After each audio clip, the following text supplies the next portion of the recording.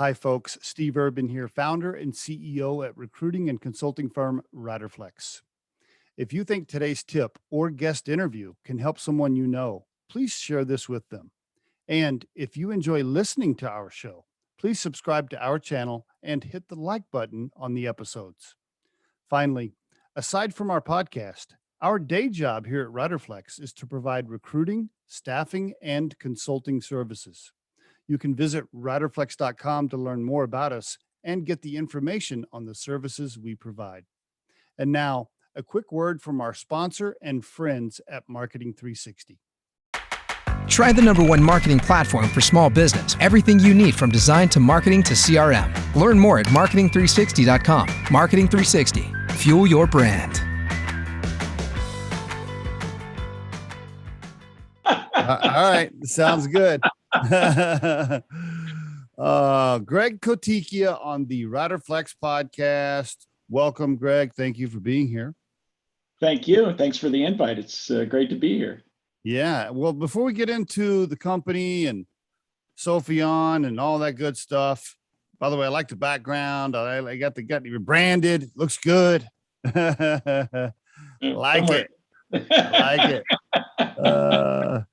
Before we get into that, though, talk to the listeners a little bit about you personally. Just, family, early life, where you grew up, mom, dad, siblings, some of that type of stuff, if you don't mind.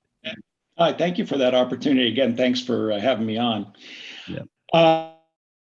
So I grew up in Pittsburgh in a classic middle-class working family. Dad was an engineer, came from a family of engineers. My uncle was an engineer. My brother's an engineer. Lot of engineers, civil engineers, electrical engineers. And grew up right outside of Pittsburgh in a little township called Brentwood. And I was a musician early on growing up, loved music, played woodwinds, clarinet, saxophone, flute, all kinds of bands, marching band, jazz band, any band. I was in it. Very, a lot of people don't realize, I know most people think about athletics as very competitive. I think for those of us who were in different types of bands and orchestra, don't realize just how competitive, may not be physically as competitive, but it's very competitive. And I was very dedicated. I wanted to go into music, actually. And then my dad convinced me to be an engineer. Did you try to make the band at University of Pittsburgh? Did you try to get on, or did you play? Oh yeah, and I did, but engineering is such a heavy course load that I had to make that change between, do I want to finish my studies or do I want to do that? It ended up though working. I worked in a music store in high school, and I stayed working in that music store all through college. It was called Spratt's Music Store. Spratt's, all right, very good. It does not exist anymore today, but it was a guitar store. And being a woodwinds guy, I can tell you, that's where I first got my taste of learning how to sell, because I realized that you really didn't have to know, you didn't have to be an expert at being an expert guitar player to actually sell these guitars. So it was a good experience, but I did stay, to your earlier question, I did stay in music, and I taught lessons at the music store and everything. And it was a great experience in my life. I still very much love music. Very good. What a cool job to have during high school. I mean, if you're going to have to work in high school, it's a lot better than working at the Sonic flipping burgers, right? That's pretty cool. I'm telling you, when you're surrounded with, and we were a really good high-end guitar store. So we had Martins and Fenders and Gibsons, and we had all really nice guitars. So you're sitting there and, it's like, okay, it's downtime. Which one do I want to pick up and just mess around? Well, you got to know the product, right? You got to know the product to be able to sell it. So therefore you're justifying playing it a little bit. I like that. You're very good. It was fun. Cool. But, cool. That was my background. Any siblings? You said how many siblings? I have a brother who's also an engineer, and ended up in a similar space. He's in Florida now, serving as an innovation officer for a major healthcare organization. Okay, very good. And folks still in Pittsburgh, still alive? How are they doing? My parents are deceased, but I have three children. I have a son, Ethan, who's in his early 20s. He lives just south of here, and I have an older son, Brendan, who works for the city of Pittsburgh as a budget analyst for the city of Pittsburgh. I have a daughter, Elizabeth, who is a nurse, works for local university healthcare system. You didn't mention wife. You're a single guy. You're on the market. I am not on the market. My lovely wife is Kelly, who is also in high-tech marketing and product. And she is, and we're both working at home. She has relegated me during COVID to the basement, and because I make too much noise and talk too loud and laugh too loud. And we've been together for a long time. Very, very good. Very good. No grandchildren yet?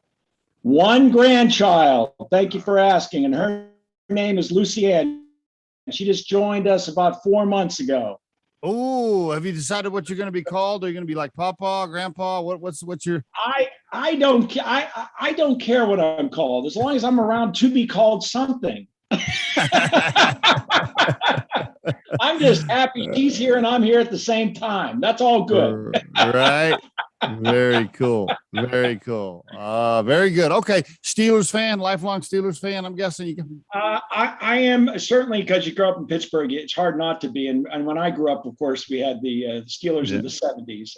But I have to be honest with you, when I was at that age where the team right before the Steelers, people forget, was this team called the Minnesota Vikings. They were pretty big. And so as a kid growing up, because the Steelers were, not what people think of them today. And so we grew up as kids, we wore Vikings stuff all the time.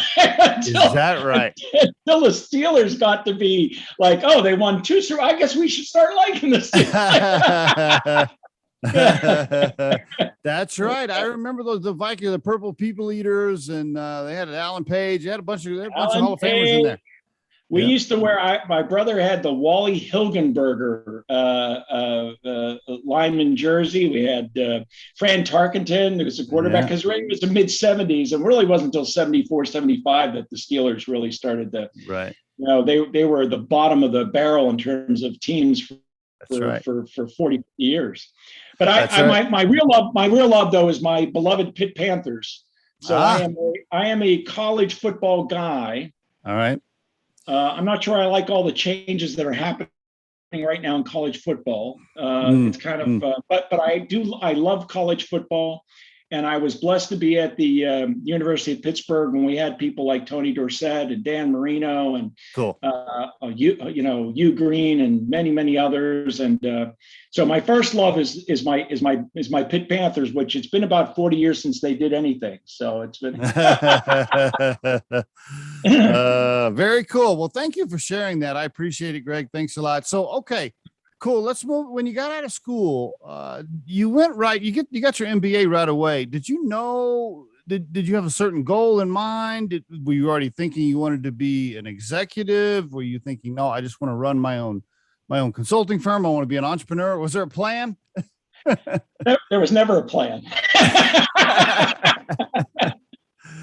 Very opportunistic, to be honest with you. So here, true story. I'll kind of fill in that gap that you just mentioned about, which is I was an engineer. I never wanted to be an engineer. I still remember drinking beers on my fraternity house roof with a bunch of other guys that got their engineering degree saying, what the hell am I going to do with this engineering degree? I intentionally went for what I thought was the easiest engineering degree possible, which is industrial engineering, as my dad called it, imaginary engineering. And I went into sales, and my mother cried for only about 6 months, but I went into industrial sales. I was called a sales engineer. I went to work for a company called Cutler Hammer, which is now Eaton Corporation. Okay. Both process controls and heavy mechanical equipment and things like that. I loved it. And I love selling, but I found myself, I found myself too much still, like I wanted to be closer to the product. I didn't want to be the engineer of the product, but I wanted to define the strategy and what it did. I didn't want to necessarily sell the product, but I wanted to define like what the product did and how it fit the market. Product manager. Thank you. So I was like, okay, I'm not an engineer. I'm not a salesperson. What am I? Right in between. And I said, oh, I guess I'm a product manager. I guess I should go do that. And when I went to go do that, people said to me, "Oh, you're a sales guy. You can't do that." And I said, "Well, what do you need to do?" And they said, "Well, you at least have to have an MBA." In those days, you had to. Oh my God, couldn't be a product manager. So I just said, "I guess I got to get an MBA." So I went to night school, got my MBA. Still couldn't get hired as a product manager because I was a sales guy. So the only person that would hire me was a startup. There was a startup in machine vision and robotics here in Pittsburgh called American Robot, and a guy named Bruce DaCosta, who I actually just heard from this last year. It's been so many years ago. But I owe Bruce DaCosta big time because Bruce gave me a chance when nobody else would. So Bruce said, "You want to be a product manager? You can be the product manager here." And I was like, great. And I didn't even know what a startup was. But I was like, okay, I'll do this. Very good. All right. That's okay. Go. And so that was your first venture into startup. That was an eye-opening experience. How many employees?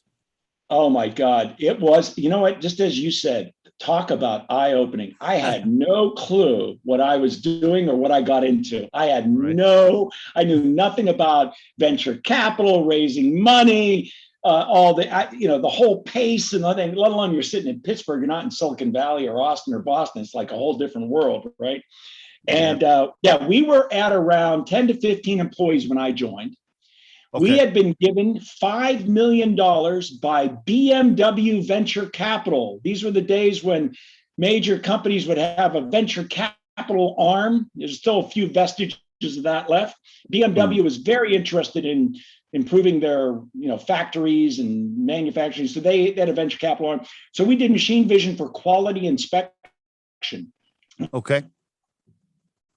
It was supposed to put us, I forget at the time, I think we were supposed to produce like 4 or 5 different products in machine vision, some attached to robots, some standalone inspection units, whatever. And I was the product manager for this. And I think we pretty much spent all that money and built one product. After about 2 years. And I was like, okay, I guess that's what we did. Then they ran out of cash. We ran out of cash. We did. Yeah, and, gotcha. And BMW got out of the VC business, and we had a mothership company called American Robot that was in the robotics business, and we were separately held, and they kind of just sucked us in. I see. And that was how you entered startup, and then life took off for you then, right? And then now all of a sudden you're a startup guy.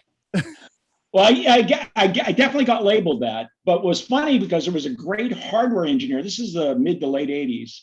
Great hardware engineer, a guy named Russ Schweers, who said, was a great friend of mine who had more experience in startups. He actually been in Boston startups and everything like that. And he said to me, Greg, if I were you, I would go into software. You got to get out of hardware.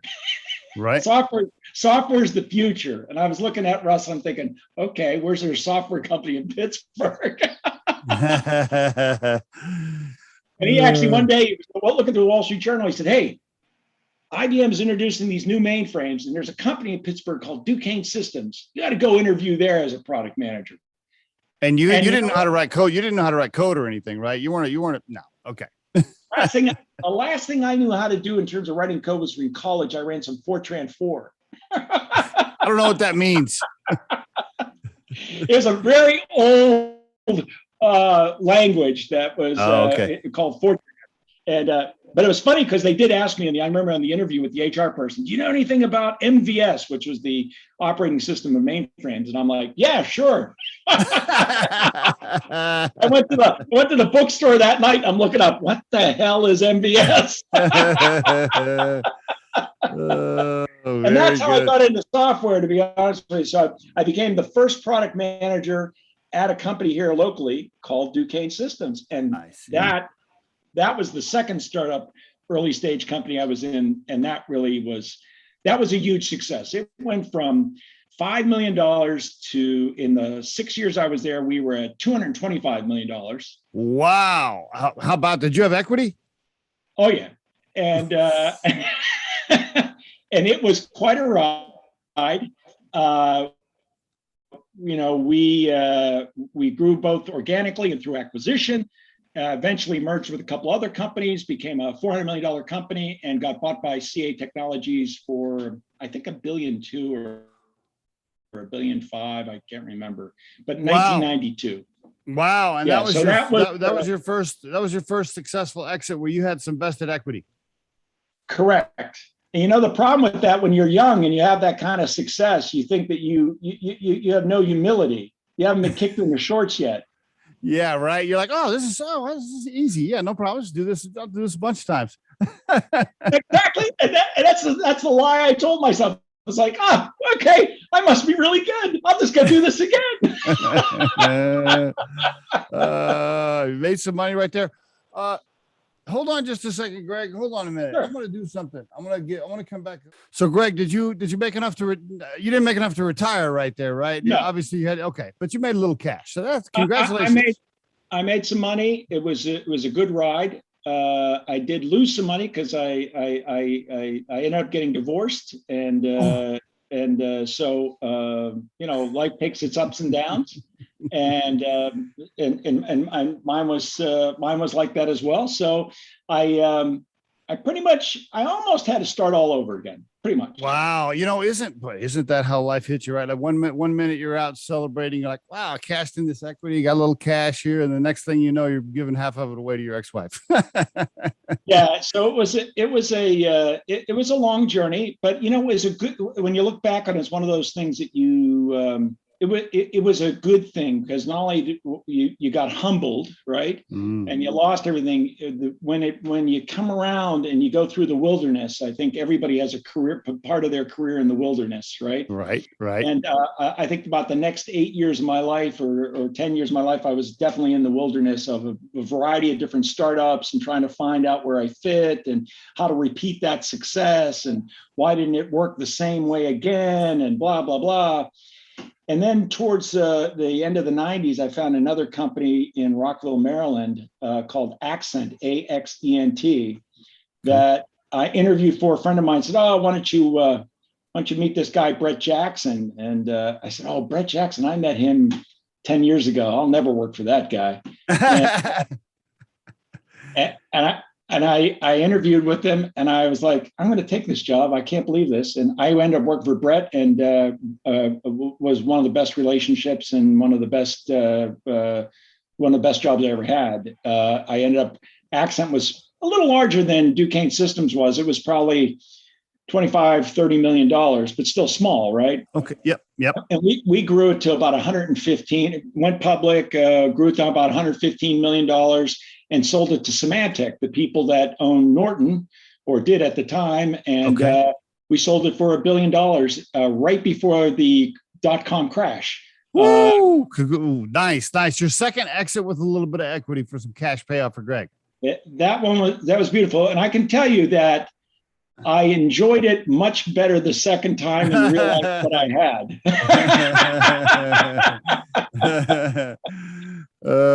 Very good. All right. What great learning experience, by the way. I mean, fantastic experience to be able to go through that, and a couple of exits now, plus you hit some failures in there. Now I'm starting to realize why you wrote the book. Now, because I'm studying your LinkedIn profile. I'm doing some history on you, and I'm like, well, I can't really tell, but now I see, right? By the way, for the listeners, Start Your Startup Right is the book, right? And it can be found on Amazon and probably any other type of bookstore that you check.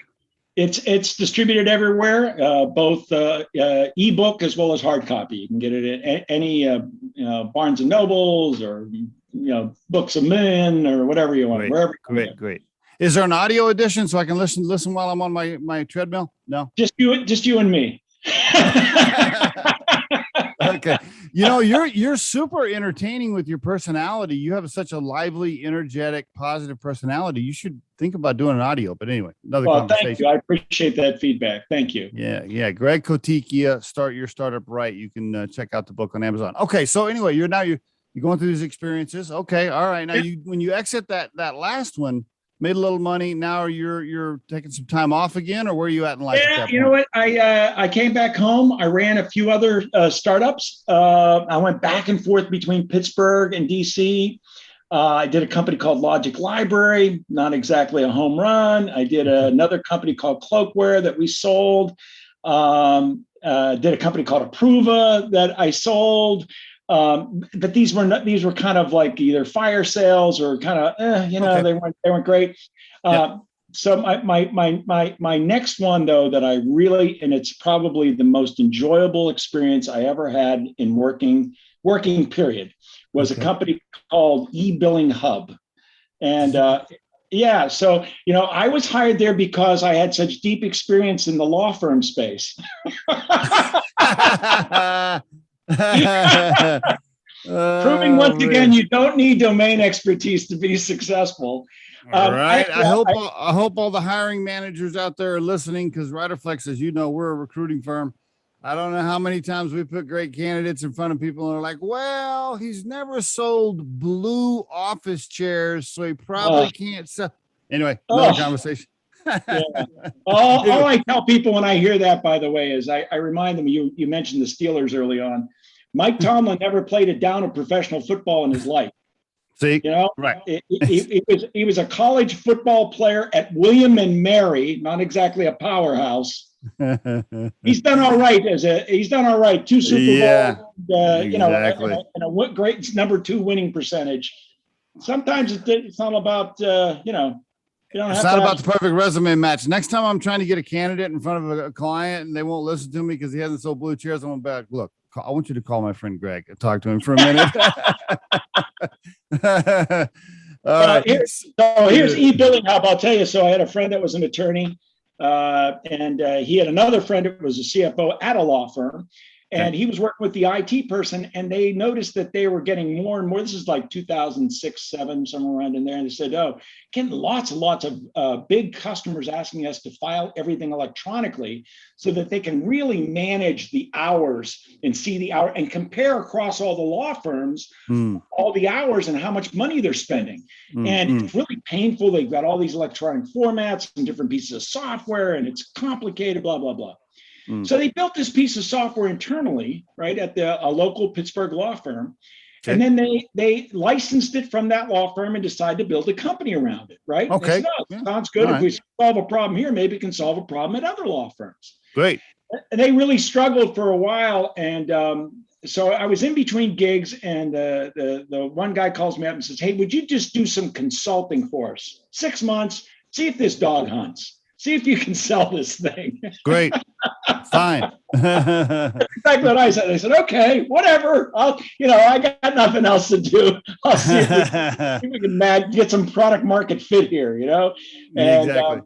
Long story short is, literally, this was a company founded by 2 immigrants, one from Spain, another from Venezuela. The Venezuelan individual was the person that ran IT at that law firm that they licensed this from. And we started, this is better than the man and dog story. I was literally in the 2nd bedroom of their townhouse is where we started this business. I love it. Every day I ran sales, he ran engineering, and then we'd figure out how to do everything else. And the company was bootstrapped by the business they were bringing in from the law firm, right? They were cash flowing it from that. Took no money from anyone. Wow. All the money came from customers.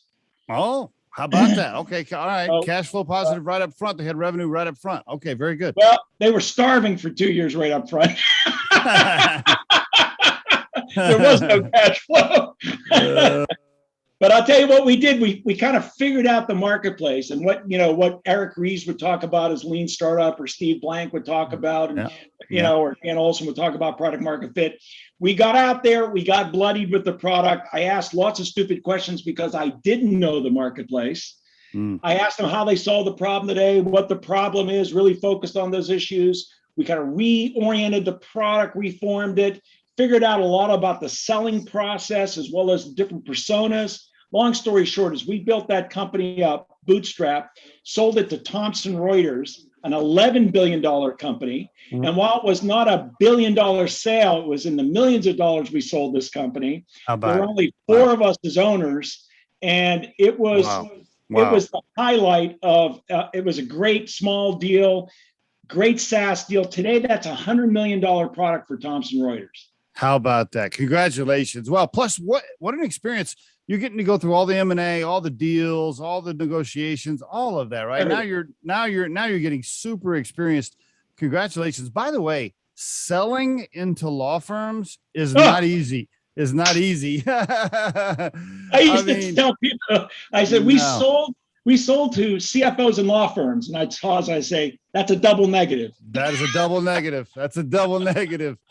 You're totally right. You're totally right for the listeners. And we could get into that more. But yeah, I mean, that is hard to get those meetings. It's hard to get them to change. It's hard to get them to try stuff that's new. Plus, you got the CFO sitting there going, no. They are the representatives of being technology laggards.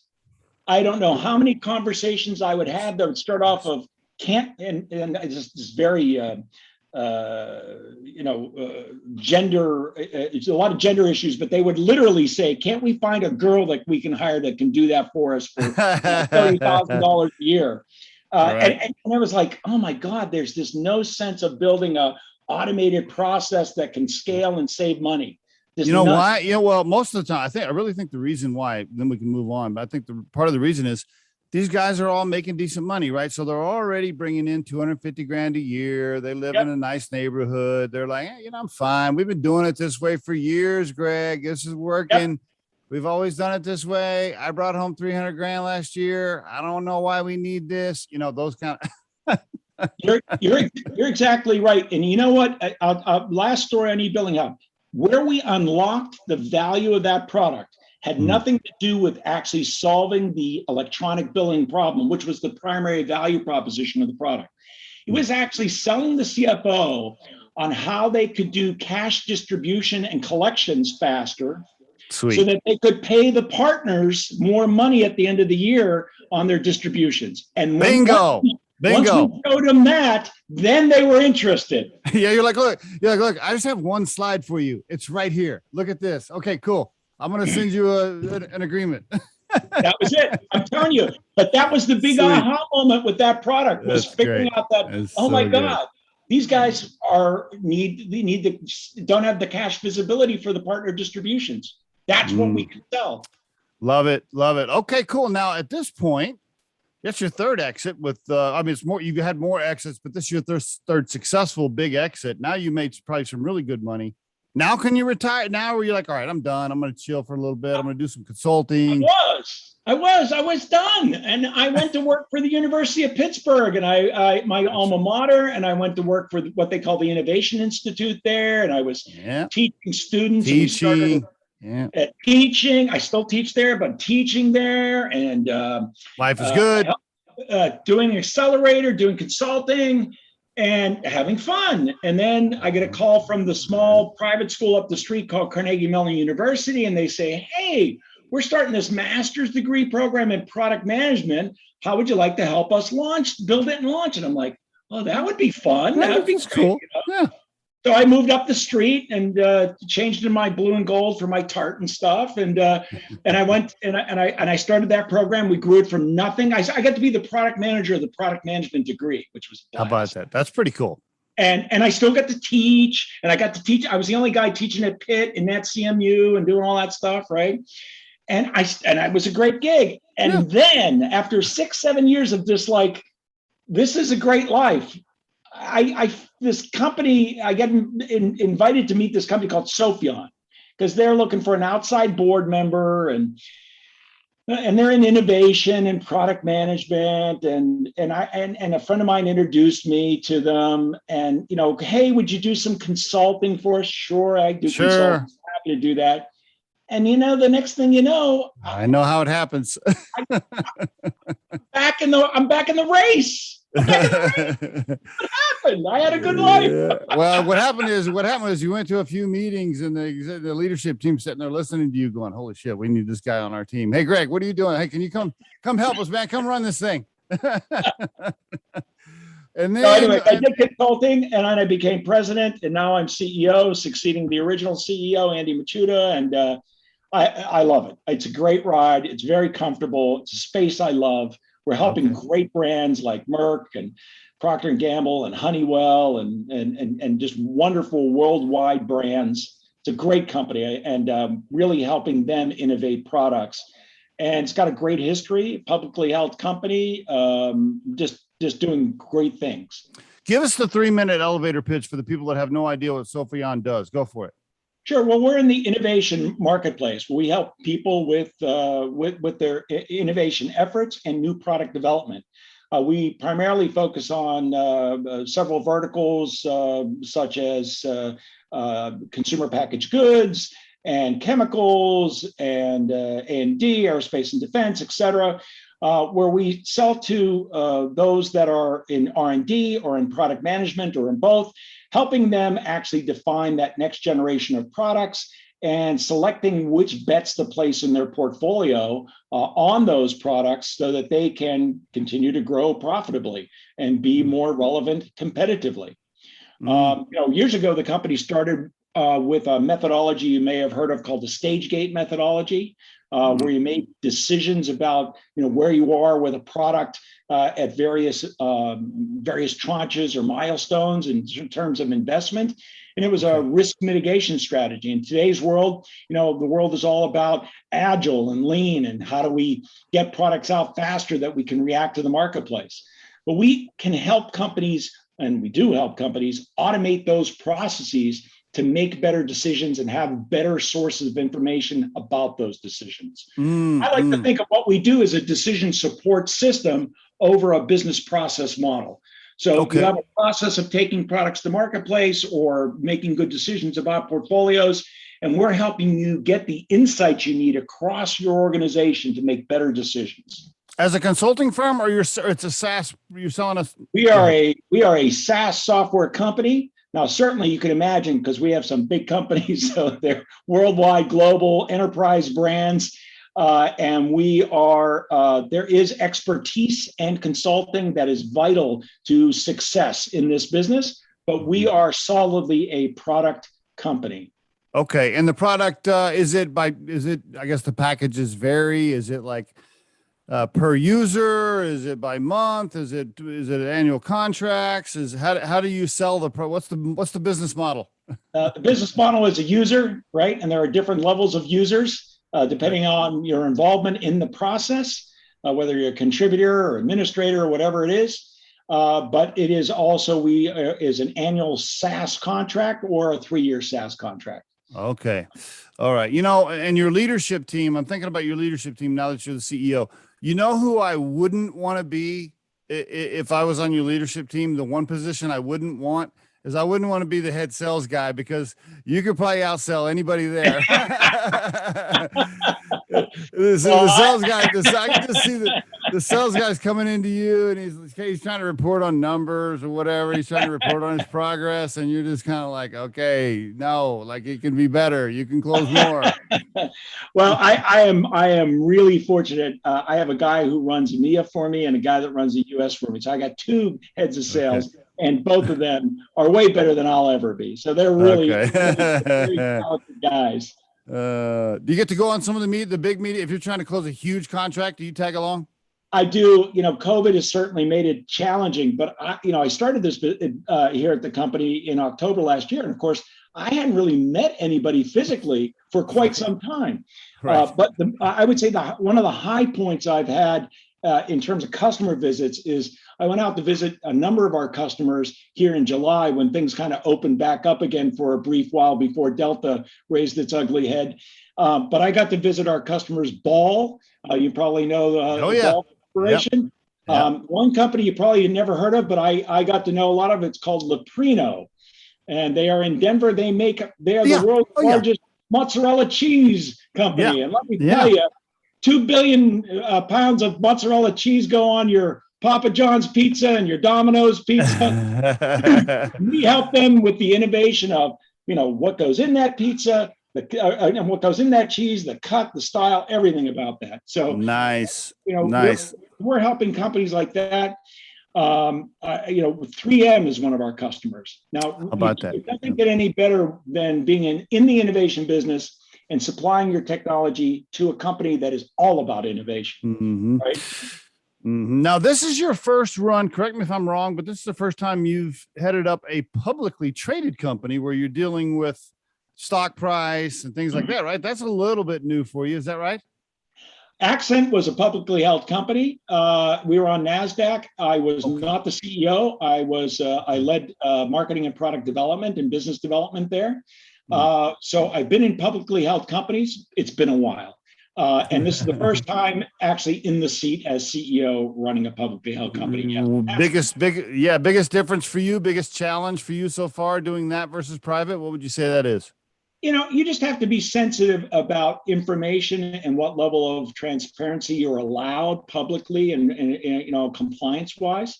In some ways, in a private company, even a startup, as Bob Dylan said, you got to work for somebody, right? You got to serve somebody. So, in a small company, you're reporting back to the VCs all the time, right? In a small company, you've got a board of directors. In this case, you not only have a board of directors, but you've got outside investors and those that follow the company that you've got to continually inform and sell. And they're another constituency. And so you've got to be aware and what they care about, how they view the company is different than how you're going to sell or talk to 3M, right?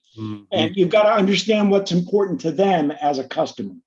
Yep. I noticed that the company had 4 or 5 major investors, right? Or major stockholders, I guess I should say, 4 or 5. So you're dealing with those guys. I know your favorite thing is to prepare for those quarterly board meetings. Is there such thing as a fun board meeting? Right. I remember, I never had to do it for a public company, but I remember coming out of those quarterly board meetings and I would just purposely, whatever the afternoon or the evening was after a board meeting, I would make sure it was totally blocked out because I would just be completely drained. I mean, I would come out of those going, okay, I can't do anything else the rest of the day except for maybe open up a glass of wine and sit here and veg out for 2 hours. And that's pretty much what I do. It is stressful. You know what, though? The older I get, the more I look at that process, though, as purposeful. That journey of getting prepared and, it just makes you think through what you're supposed to be doing. But it is stressful, and you want to make sure that you don't get, caught in the gotcha questions that always seem to pop up in a board meeting or an investor meeting. But the best you can do is be prepared. Be prepared. I also suggest, if you can, you get the quarterly board book ready for the listeners. I used to send the information to the challenging board members a day or two in advance, where I'd be like, okay, this guy right here, I know is going to shoot holes and stuff. So I'm going to drop this over here and be like, Fred, listen, hey, here's the stuff. I thought maybe you want to call me one-on-one before the meeting. You can beat me up like ahead of time. And then when we get to the meeting, it's all, we'll have a lot more fun. By the way, that is maybe one of the greatest pieces of advice I didn't learn till later on and I always tell people, have the meeting before the meeting. Yes, especially with the challenging ones. Now, the other tip there for the listeners is the challenging board members who at the time you're thinking, God, this guy's an asshole. But really, like a lot of times, those are really the ones that provide the most value, the ones that push you a little bit. The board members that just sit there and shake their head, yes, and don't really contribute. I mean, that doesn't do anything. That's a waste of time. So, anyway. No, and I agree with you. I think it's those that challenge you, but you always know that they're also on your side and they're also on the side of the business, right? Yes. They are the ones that are going to push you to think through your assumptions, your hypotheses, and they want to make the business better. So as long as it's not a personal ego trip, you end up with a few people in your life. As long as they're pushing you because they care about their investment, they care about their position, they care about the company, those are great board members to have. Yep, totally agree. Couldn't agree more. Yep, that's great advice. Okay, let me ask you a few things here Advice for the listeners on aspiring CEOs. Let's say there's somebody listening, they've been at the VP level, director level, whatever. They really want to make CEO. They want to be captain, small to medium-sized company. I know you could do a whole podcast on that, but do you want to share two or three things? Two or three pieces of advice? What would you tell them if they're listening right now? Make sure you really know, that you really know what you want, right? Some people end up as CEO and they go, you know what, I was happier as the VP of development. I'll never take that job again. Somebody else can have it. So be careful what you want, right? Because it is not a job for everybody. Isn't that the truth? And it's okay. It's okay if you don't want it after you get it. You just say to yourself, okay, I did this ride once and I don't want to. There's no shame in that whatsoever. You can be the happiest VP of sales or whatever you want to do. It doesn't matter, right? Mm-hmm.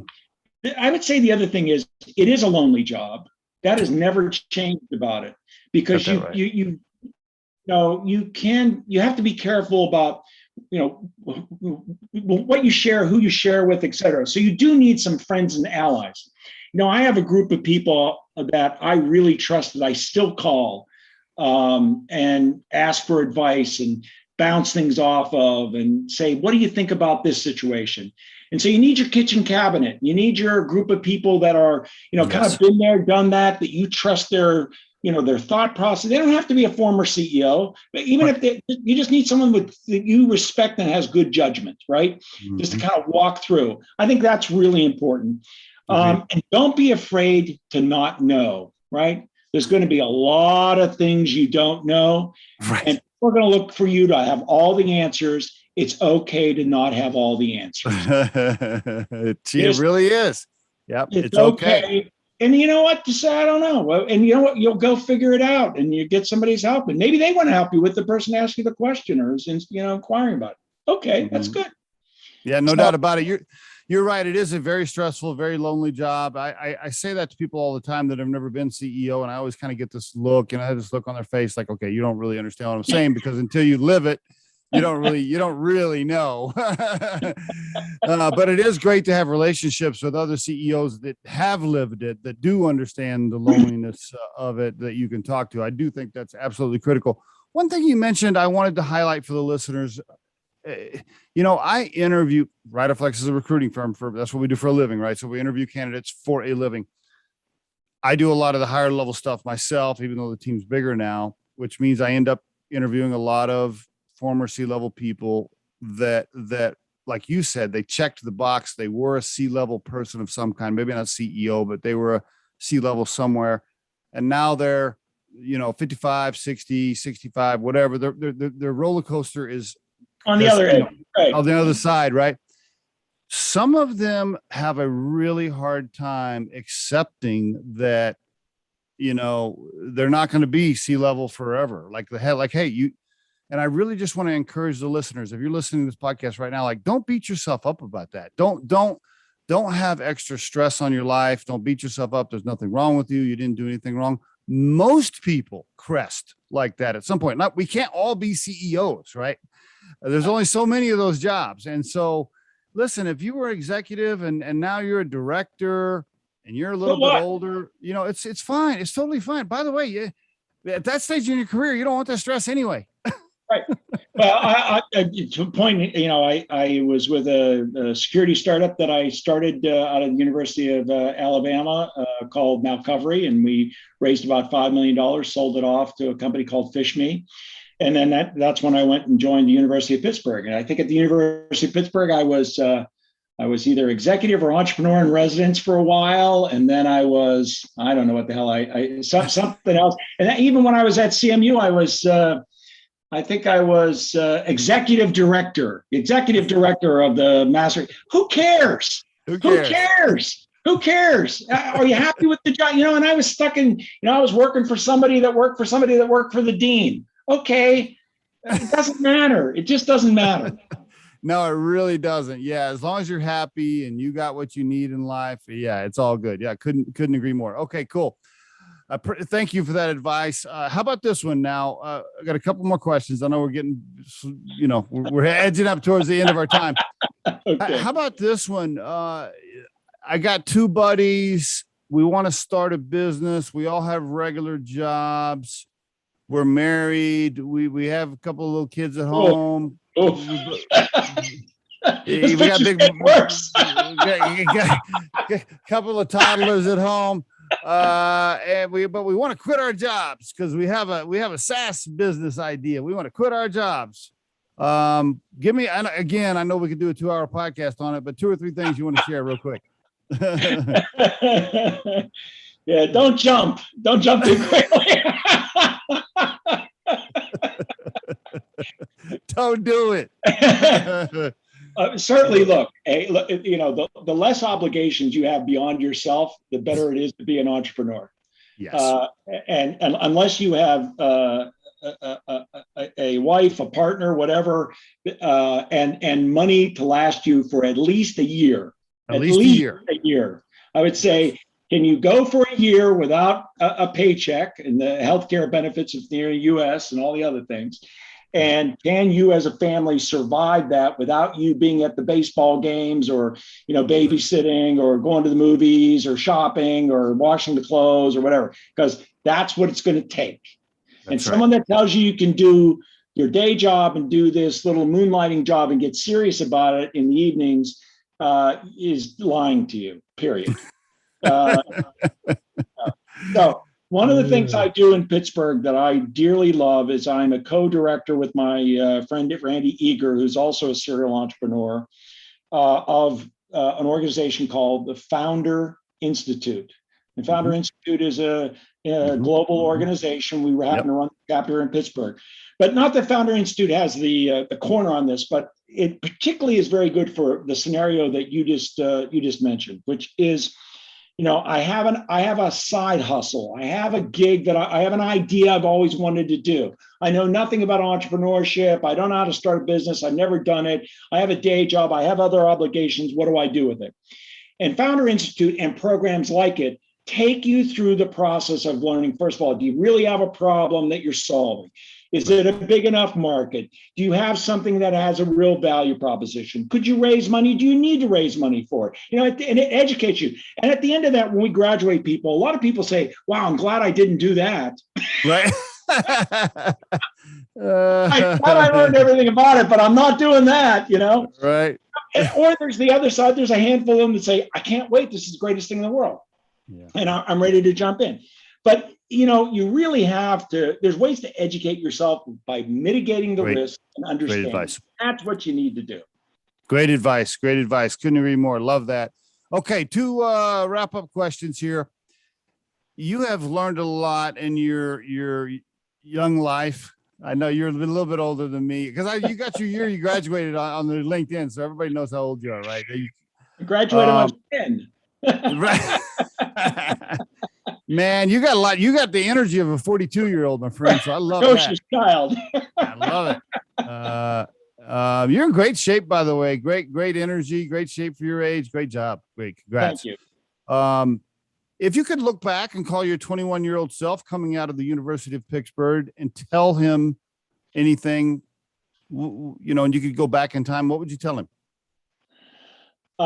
First of all, relax. Chill out. It's going to be okay. I had this goal. I think a lot of people, particularly from the 70s, 80s, and the Reagan years and all kinds of craziness that, you had to be a vice president before you were 30 and make a lot of money and all that. And and I was definitely one of those guys on that track. Like, oh my God, if I don't have this, if I don't have, and I set all those goals for myself. And you know what? That was good. I'm glad in some ways I'm glad I did it, but it's okay if I hadn't done it either. It was going to all work out. Right. It's good to have that drive and competitiveness. Take a little bit more time though, because it's okay. You don't have to be in as big a hurry as you're in. Yeah, I couldn't agree more. Same thing. I agree on that one too. By the way, millennials get a hard time for a lot of things, right? Everybody likes to pick on the millennials. I do it as well. But I will tell you that in general, they are more balanced with their lives. So it's not just about, okay, I got to be VP and make 200 grand a year by the time I'm 30 or I'm a failure. Like, no, so many of them are like, hey, look, man, I got to have my time for my hiking. I got Right. to have my time for this. And if I have a job that allows me to do that and covers food and shelter and water, I'm good to go. I'm good. Right. There's and nothing, I, and you know what? That's okay. That's it's okay. okay. I totally agree. Yeah, it's okay. I respect that to a large degree because that's not how we grew up. No. When I grew up, my dad was born in 37, and his attitude was, you will wake up at dawn and you will work until you're so tired you can't move, and that's how life is. Exactly. Exactly.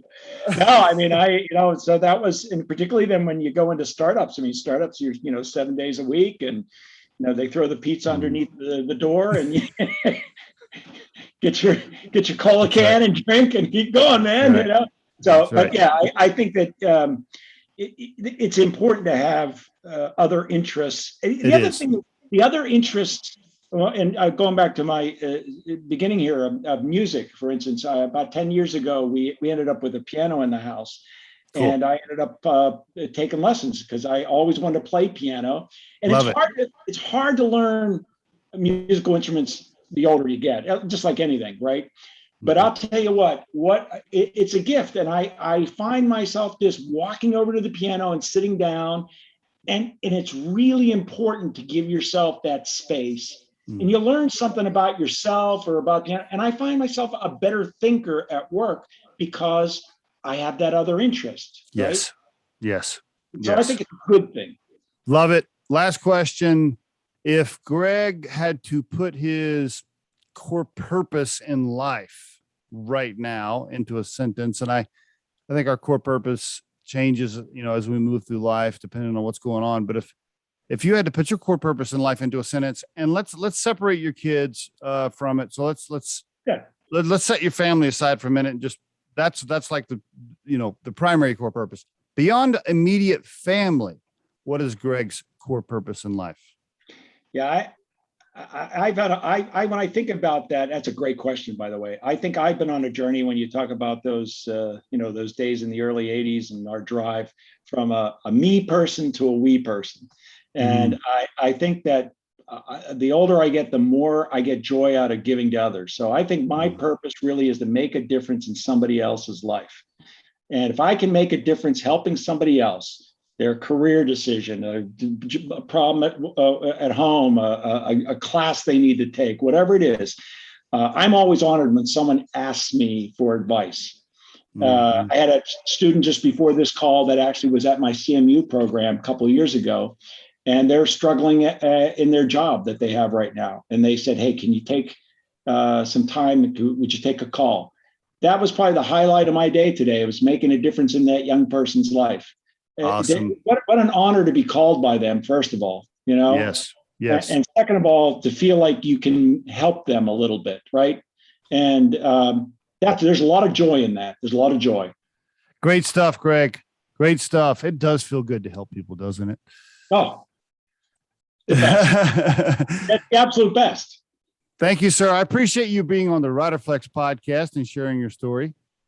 Yeah, it's a privilege to be here. Thank you for taking the time and inviting me. And I hope you enjoyed. I enjoyed our conversation, and I hope your listeners do too.